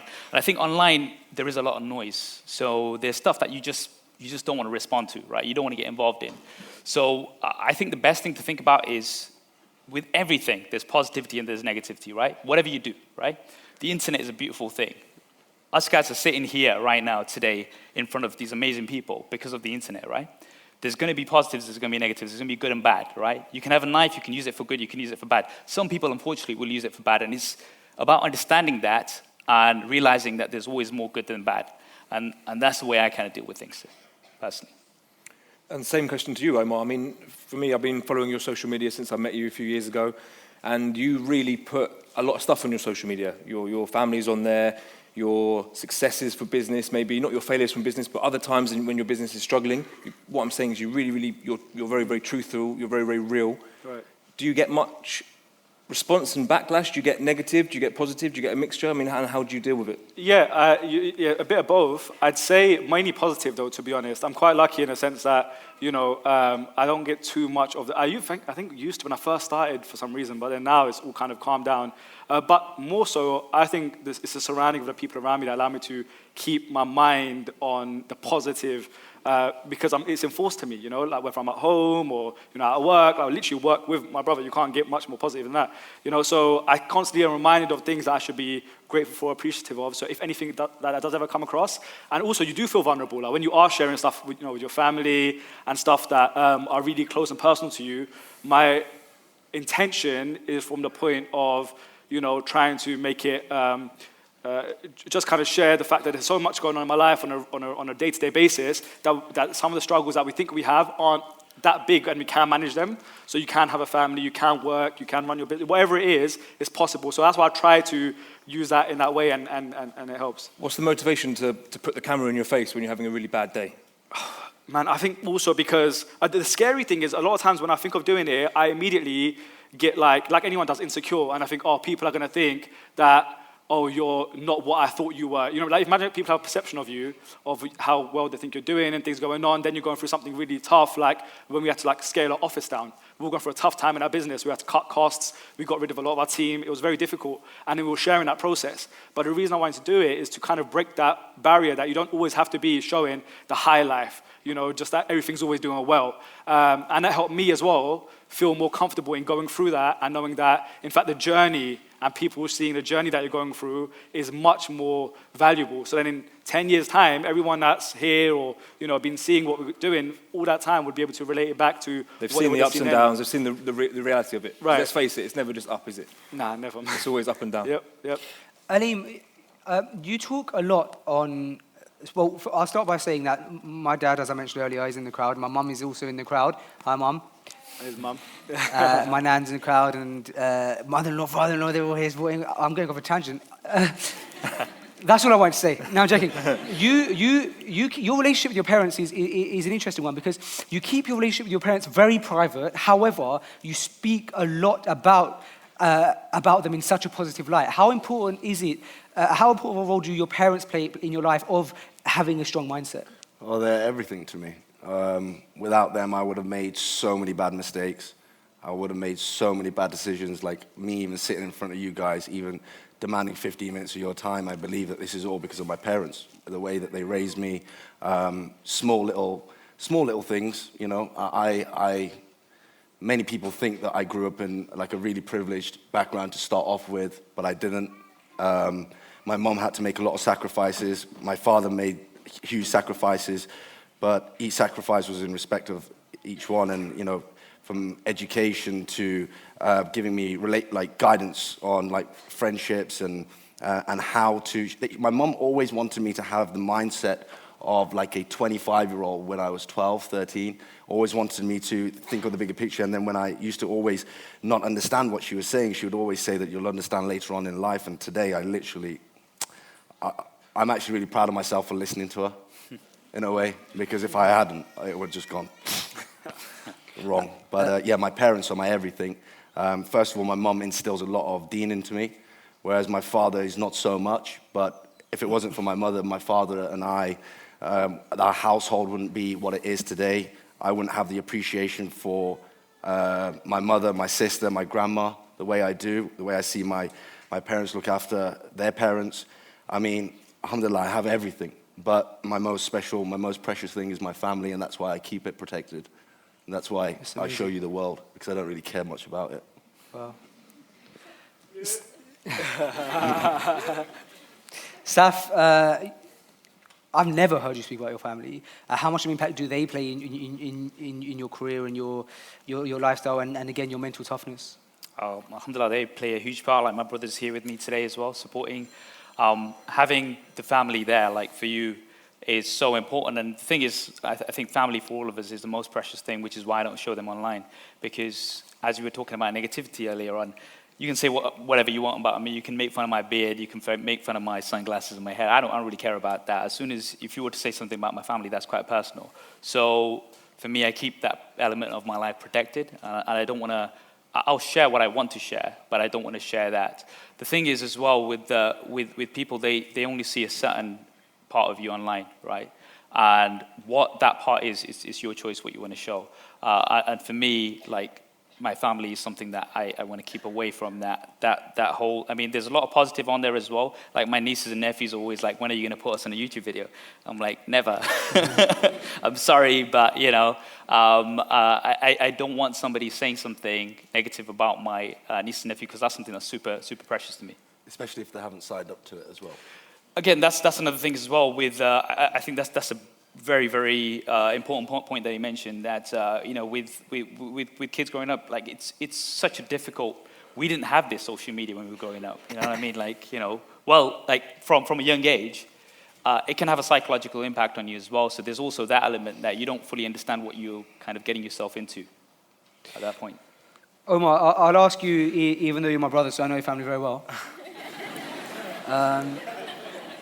But we did grow up with like the most supportive and amazing dad, and then again the most supportive and amazing mum, and they both had their own ways of supporting, didn't they? Yeah. Yeah, my mum was our mum. Sorry, my mum. Mum was always there for us, like emotionally. She was always there to pick us up and say that, you know, you got this, and motivating, and likewise, dad was always there to support us and always present and there, and so. What does that mean to you? How did that affect you now, putting your life out there and dealing with the mental strength, having that mental strength to be able to like to handle that stuff? One thing that comes to my mind is that I think the one thing that, well, for everyone here on stage, including Sam as well, we don't always get to appreciate the people just through what we see online, right? And we know traits, I know traits of Sam that are just the most beautiful traits that nobody knows, because I get to spend a lot of time with him off camera. And likewise with Saf, and likewise with Aleem, and with Omar, I think that one of your key traits that I feel like nobody knows about is your generosity, the fact that you put people before you time and time again. Do you think that comes from that upbringing? Like, the thing that comes to mind is I always remember the first time Dad got that car, and we filmed it.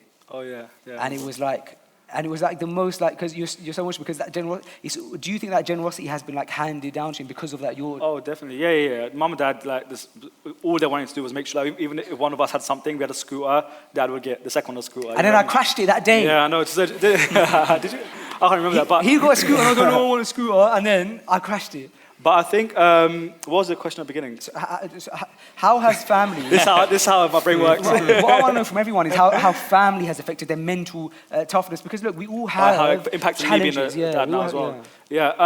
See, even when I'm like, for example, you guys see my kids, and you know, obviously know my wife, family. So when there's things out on social media that I'm conscious of that we're putting out, first of all, that's a very small percentage of our life. You know, so imagine like there's 100% of our life, you might be seeing like 5%. So that's one big factor of it. The second is that I also put myself in the shoes of me when I was 21 years old and literally didn't feel like wanting to live another day, you know? And when you're in that mindset, all you can think of is, who do I go to?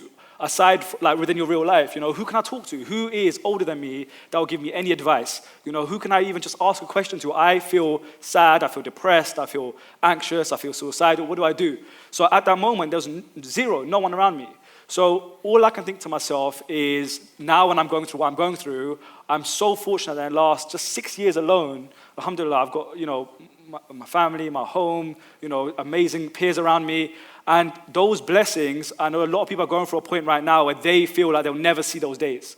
You know, because right now what you're going through feels like this is it for you, like nothing will ever get better. And I was exactly at that point when I was 21. So now I'm 27, so that's not that long ago, 6 years ago. And in the last 6 years, everything that's changed has been from that mindset of, how can I take what I've learned from my parents, or even the strength I have in myself, and actually make that kind of discipline and change in my life. So now, if I am showing things like how I am as a dad, the times I wake up, the times I go to sleep, you know, my fitness, like I train with Ajmal, for instance, like things like that, these are all, they're very, very difficult things, you know, to try and fit in exercise and family and kids and taking your kids to play centers and work and excelling and all these things is very, very challenging. But I thought to myself that it's a bit like the talk that my uncle gave earlier, impossible is nothing. If I see to myself that something can be done, as long as I can envision it can be done, I'll make sure it happens. So if I can then, through my content, help someone else with that, wow, like this can also change the way we look at our life, our family, our kids, then that's what I hope to get out of it. Sam, I know you're not here to be questioned, but I'll put the same question to you because you're the one on stage here who is a revert, and you don't have, there's members of your family who are not Muslim. So what's it like, on the flip side, having non-Muslim parents, but still being able to engage that in that mindset of having mental strength and stuff? And I'm sure, I met your dad, and he's such a headstrong person, and you guys have the funniest relationship, and you seem to be able to still balance that even though your faiths are different. Yeah, alhamdulillah. Do you know what? If I'm in problems now, or if I've got something that I'm just lost with, I will go to my mum or dad, and that's quite a recent thing. I think as a kid, as a teenager, and as a young adult, I thought I knew it. I knew better than them. I thought I knew better than a lot of people. But if I'm having issues now with business, I'll go to my dad, although he's not necessarily a businessman who deals with what I deal with, but I know with his wisdom, his knowledge, what he's gone through, his advice will be amazing, and it always is. Likewise with my mum, personal stuff, relationship stuff, or whatever it is, that's the person I go to now. But it's nice because it hasn't always been like that. It's more of a recent thing when I'll call them and I'll explain my situation and be open and honest, and they always give me the best advice ever, really, because it's, it's your mum and dad. So I'm very, very grateful to them, and more recently my relationship's got even better. So they're very important to me, yeah. Aleem, we were speaking earlier about kind of your smile and so on and so forth. And one thing that you also notice with yourself is that when you're, for example, I'm sure like a lot of your followers, they love you because of the cars and they're car fanatics. And whenever you're driving around and there's children who are like, they really love your car, you stop and you let them in your car, you let them in. Bro, I went to Jummah with you in Birmingham, remember that? Yeah. I went to Jummah with Aleem in Birmingham, and we walked out and he's like 5-year-old, probably 10 years old, sorry. I don't know how old kids are now. They're just following him, like, oh, what's going on here? It literally looks like Willy Wonka or something. Yeah. And then following him he got it was a new Lamborghini truck that came out, right? Yeah. Even I was like a kid in there. I sat in the back seat, like, just hovering over, like, what is it? Yeah, but it's beautiful, bro. Yeah, it's absolutely amazing. It's very important to kind of, like we were mentioning earlier about dreams. Everybody really has a dreams, and I think the younger generation dream harder than we do now. But when they dream, I mean, what will be maybe 5 minutes of my time and a risk of me probably getting shanked in Birmingham, parked up on the side of the road, right, letting this keys. It's probably going to be worth a lot more in the long run to some of these kids. I mean, I've been seeing it myself now. When I was 19, 20, I was still the same as this. I mean, I never had the opportunities of seeing some of these cars up close and the way that the kids do now. When I was younger, I only got to see them through like showrooms and that sort of stuff. But with these kids, like, you'll see them in 5 years from now, and you'll see them probably studying at Coventry Uni. They'll probably be doing like design for like cars, or some will be doing engineering. And I've had kids come up to me before and say, like, this is what we're studying, because since that moment, that day that you stopped, and I'll be like, I don't even remember it. But I always do it with the intention that not that I will remember this kid or that we're going to become best friends after this, and like, I'm going to see him at car meets. I probably do not remember him. But I think it's my duty as an influencer, somebody that's been put in a position where God has given him so much, that, to kind of go out there, inspire, and maybe, like, even if it's for 5 minutes, make a kid's dream come true, because tomorrow I think I'm going to reap the benefits for it, really. Yeah.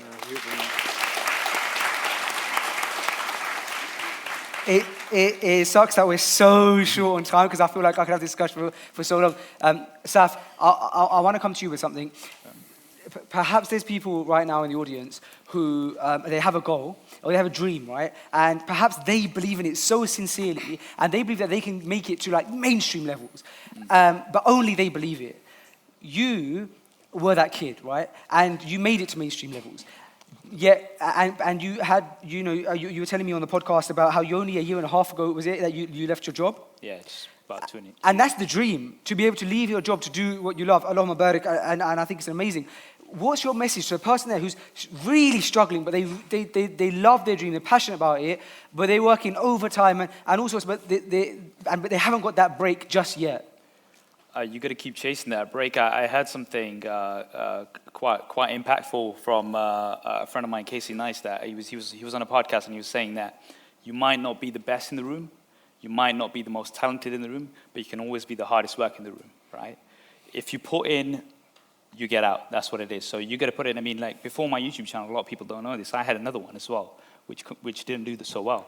So it's just like, if you have a dream, you just have to keep chasing it, right? It might not come in a few days. It's not going to come in days. It's not going to come in months, yes. Everybody who's achieved something, it's taken a long time for them to get to that point. But do you not believe that Allah tests your patience as well? Of course. And when you don't have it, the way that people can either moan or be grateful, I think they can be grateful, and then it goes on, and they still, don't receive anything, but they're still grateful. Of course. And then it comes. And it comes at the right time, when the right time's for you. With hardship comes ease, as Brother Healthy Mindset was saying earlier on, with hardship comes ease. So if you're going through a hardship, like, realize that that's temporary, and you have to put in the work for it to achieve that long-term goal. Short-term loss, long-term gain. That's what I always say. Thank you very much, guys. Like I said, it sucks that we can't carry on because there's so much that I want to talk about, but it's out of our hands. And I thank you guys all. You traveled from so far. Both of you guys traveled from outside of the city. Omar, you left your family when they were in need of you. I know they were. Bro, you make it sound so dramatic. They were unwell. It's all good. I had to say something. I said something about those two. To be honest, the last event, I actually fell sick. And remember, Yeah, you didn't even come to my last event. I had food poisoning. I had to leave halfway through. But I just want to say as well that to you, Faisal, that it's so I can't even have the words to sing your praises enough about what's gone into this. You know, I've had zero part to play in this entire event.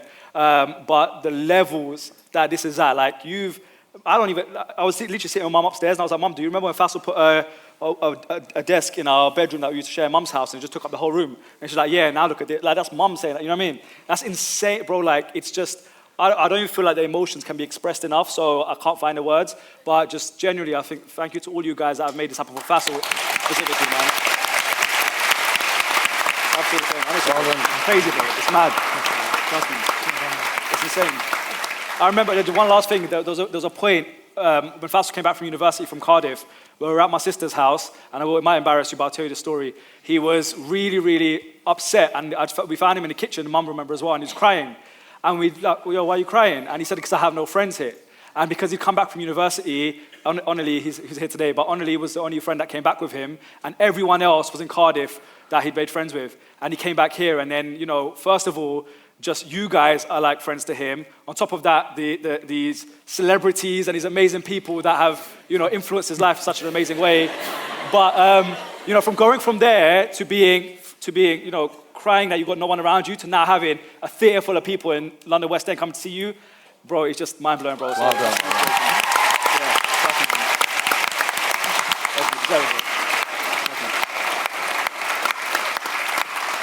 I'll leave you with that. Yeah. We were gonna take a selfie. We've got Super Saf in the building who has every phone under the sun. So Saf, if you've got a wide enough lens, if we can get the lights up for the audience, we'd love to turn around. Which one should we do on? Should we do it on an iPhone or should we do it on a Samsung? You got the iPhone. You got the iPhone 11. All right. Is that the 11? Is that the one with the 10 cameras? That's the Pro. The 11 Pro, the Note. Right. All right. Okay. iPhone, put your hands up. Samsung, Android, Team Android, put your hand. Yeah. You can see that a lot louder for some reason. It's a clear win for Team iPhone. Let's do it. Guys, is there any chance, Foxy, we can get the lights up in the audience? Is that a possibility? I'm not sure if it is. Can we have the lights? It might not be a possibility. Oh, great. Yeah, cool. Aleem, come. Aleem. I'll steal this one after him. Oh, no, it's good. All right. Shall we duck a little bit? Yeah, I think you guys are going to have to duck a little bit to get everybody in. How low are we going, guys? Lower. Oh, sorry. How low can you go? Oh, you don't want to see a bump crack. Oh, no. All right. You guys... My dad always tells me off about how much I was low. All right. Okay, let's... Are the guys in? Everybody inside? Get inside. All right. Sam's in. Your hand's in it. Ready? There you go. Ready? Okay, you know what we'll do? Let's do a video. Okay, fine. Let's do a video so we can get everybody in, right? Okay. Wow. Ready? Okay, freshly grounded. Let's make some noise.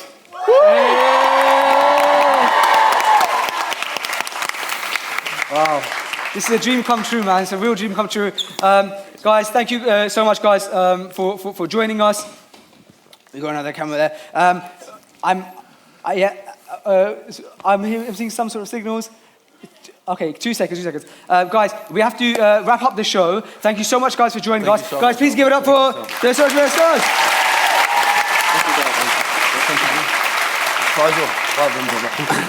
Omar, thank you, brother. Love that. Every time. Take care. Liam, thank you, my brother. Respect, love you. Guys, please don't go yet. We haven't finished the show just yet, because do we have something, Sam, left? You have a special guest to bring to the stage. Yes, we have a special guest to bring to the Almost stage.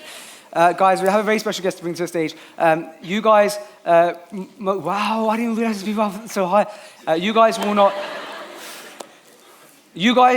not recognize him, but he's someone who, without him, this wouldn't have been possible. And he's going to really hate me right now.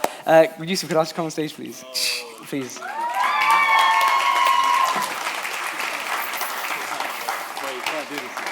Just 2 seconds. Guys, Yusuf was one half of the team. Kareem's also managed Freshly Grounded today, so we had Yusuf and Kareem manage the event. Yusuf managed the first event we ever did, Freshly Grounded 100. He had no experience in managing it, and he managed to put on an amazing performance with the amazing team that we have here today as well. And this time round, I said to him, Yusuf, I'm planning to do another one, but the Aldrich only has September 22nd available. And he said to me, bro, that I can't do that day because it's my wedding the night before, and I'm flying out on my honeymoon on that day, on September 22nd. And so we agreed that we weren't doing it. We went on without him, and Yusuf then, maybe some weeks later, said, bro, I'm going to do the event. And he managed this event, guys. We were at his wedding last night, and he's going to leave with you guys now, and he's going to be in Bali tomorrow morning.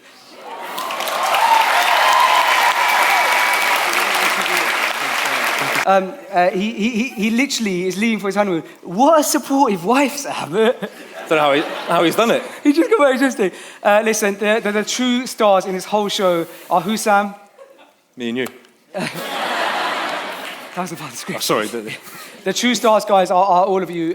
We had a dream to be able to perform at the West End, and we never thought it would ever be possible, because how could we do it? And then we decided that, you know what, you can do it if you're the one who controls it and you're the one who breaks that door down. And I used to love theatres. My dad used to sell theatre tickets, and so we'd be around theatres a lot.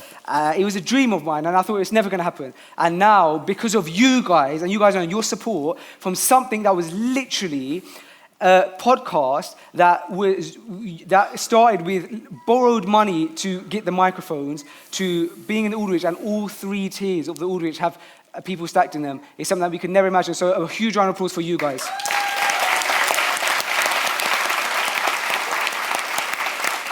Anyone, before you guys go, anyone who has put their hand up for Human Appeal earlier, if you still have your forms, please do fill them out and give them back to anyone who has a Human Appeal vest on. Thank you guys so much. Thank you, guys. I've been Faisal Chowdhury.